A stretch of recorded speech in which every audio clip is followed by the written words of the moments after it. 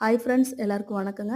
எல்லாரும் எப்படி இருக்கிறீங்க? இன்னைக்கு காலையில கருப்பு கவுனி அரிசியில கஞ்சி செஞ்சா, சரி அதையே வீடியோ எடுத்து போட்டுறலான்னு சொல்லிட்டு அத தாங்க வீடியோ எடுத்துட்டுருக்கிறேன்.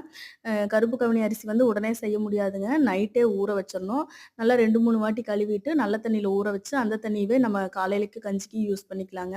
அதுக்கப்புறம் மிக்ஸியில ஒரு 1 ஒரு தடவ நல்லா 1, 2மா அரைச்சுட்டு, அதுக்கப்புறம் கஞ்சி வைக்க ஆரம்பிச்சிடலாங்க. கஞ்சி வந்து நான் அடிகனமான பாத்திரத்தில தான் வைக்கணும்.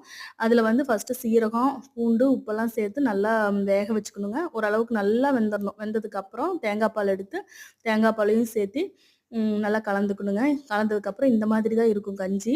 ஆனா அவ்ளோ டேஸ்ட்டா இருக்கும். பார்க்கறக்கு ஒரு மாரி இருக்குதுன்னாலும், ஆனா டேஸ்ட்டு சூப்பரா இருக்குங்க. ரொம்ப ரொம்ப உடம்புக்கு நல்லது. குழந்தைகளுக்கெல்லாம் மாசத்துல 2 வாட்டி குடுக்க சொல்றாங்க.